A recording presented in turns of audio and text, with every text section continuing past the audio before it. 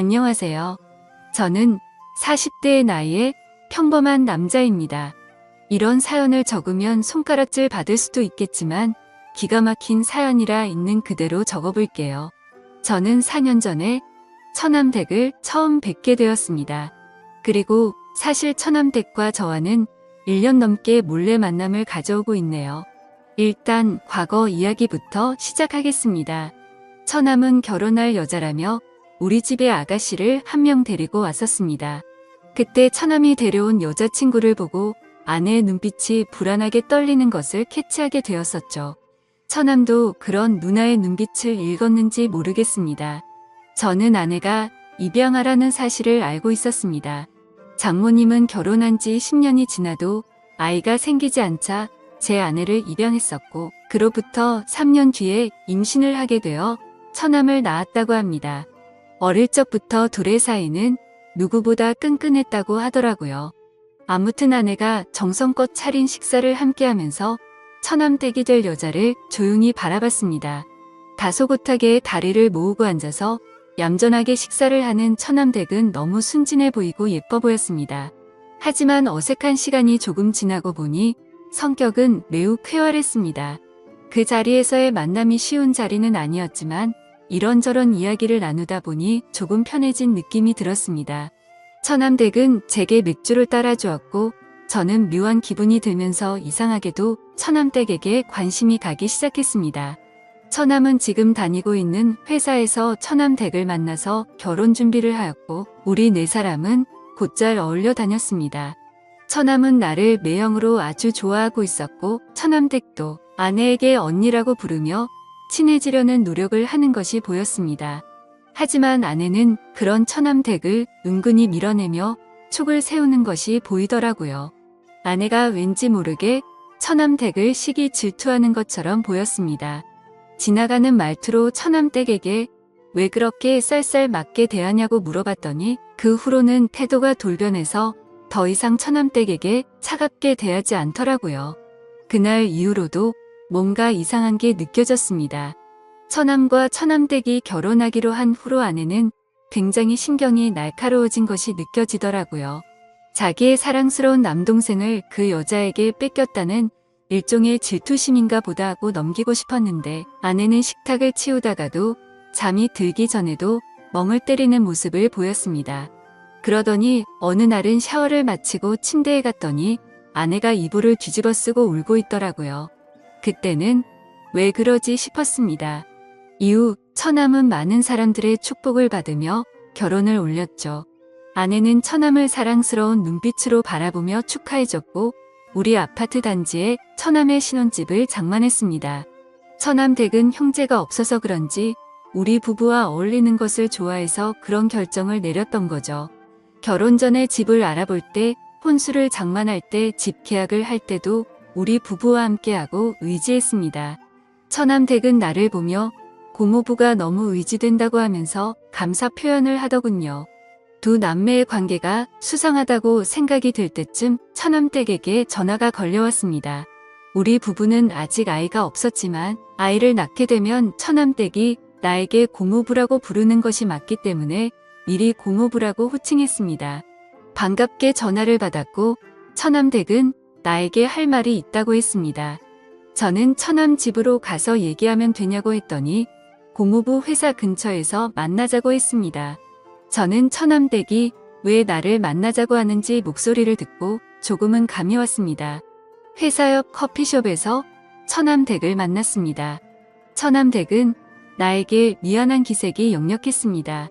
처남 댁은 처남의 행동이 좀 수상하다고 하더라고요. 전화를 안 받을 때도 있고 한밤중에 누구와 통화를 할 때도 있다고 하는 것이었습니다.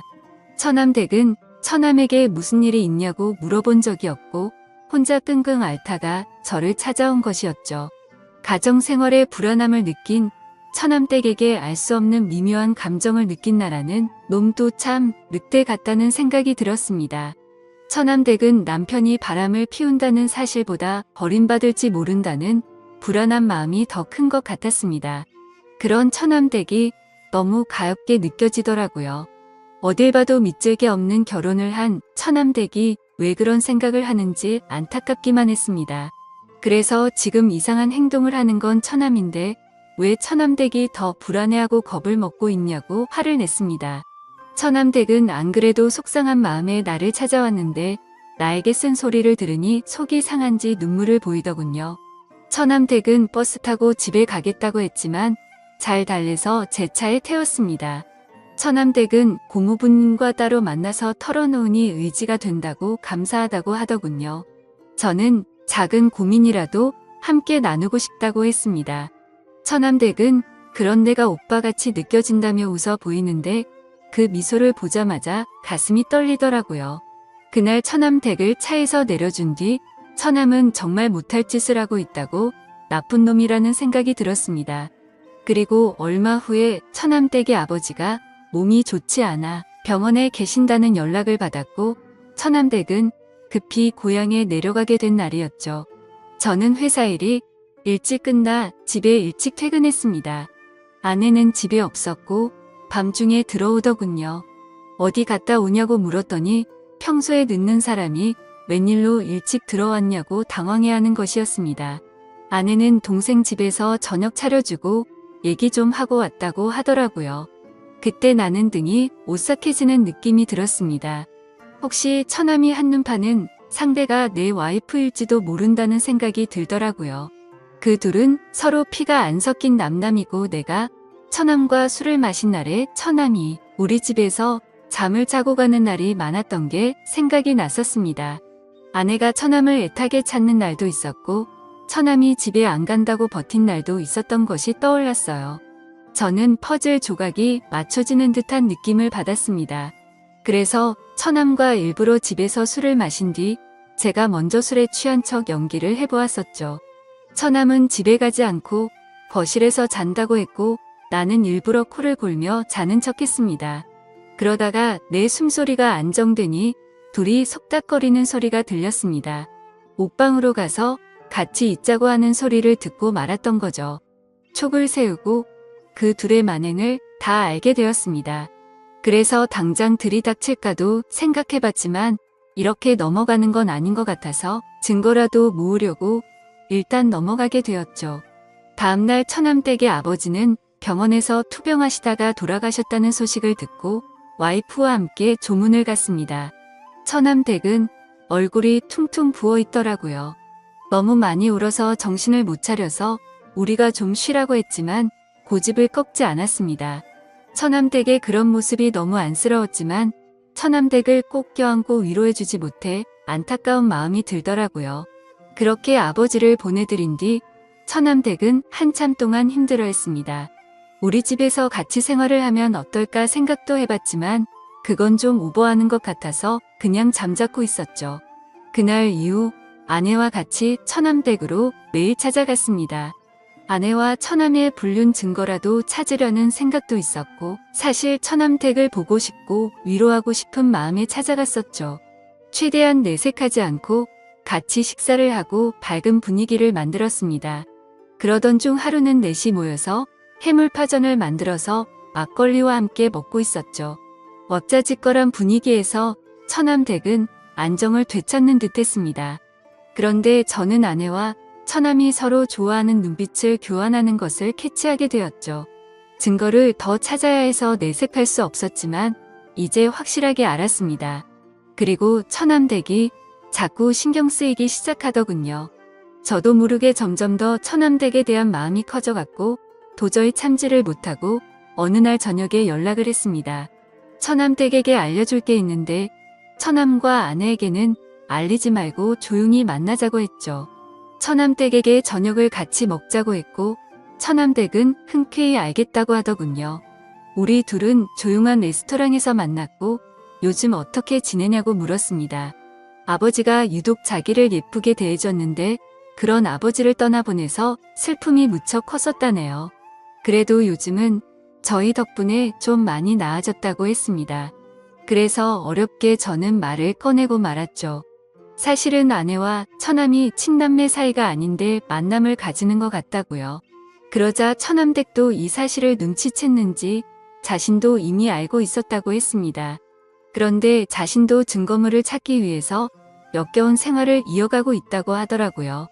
그래서 처남댁과 저는 같은 상황에 처했는데 우리라도 서로에게 힘이 되자고 말했고 살면서 어려운 일 있으면 언제든 얘기하라고 했죠. 그렇게 저희는 이야기를 더 이어갔고 와인을 마시기 시작했습니다. 그런데 처남댁이 술에 취해서 그런지 눈물이 글썽거리더라고요. 그래서 저는 얼른 옆자리로 자리를 옮겼고 그녀를 토닥여 주면서 위로해 주었습니다. 그 순간 기분이 묘해졌고 저도 모르게 그녀에게 제 마음을 솔직하게 말을 했죠. 사실 처음 보는 순간부터 좋아했다고 고백을 했고 처남댁과 또 데이트하고 싶어요라고 말을 했습니다. 처남댁은 우리 이러면 안 되는 거 아니냐고 저를 밀어내더군요. 그래서 저는 처남댁의 눈을 똑바로 보면서 나를 의지하고 있지 않냐고 물었습니다. 그제서야 처남댁은 흐느껴 울면서 나에게 기대더군요. 저는 그런 처남댁을 안아주었고 우리는 서로의 사랑을 확인하고 연인이 되었습니다. 그리고 저희의 만남은 비밀로 하자고 했고 서로가 저 남매라는 가면을 쓴 더러운 인간들 증거를 모아서 이혼을 하자고 했네요. 그리고 모든 상황이 정리되면 처남댁에게 결혼을 하자고 약속했습니다. 살다 보니 참 별의 별일이 다 있는 듯 하지만 아무렴 어떤가요? 결국에는 제가 사랑하는 여자를 만나게 되었으니 해피엔딩이 아닐까 생각이 듭니다.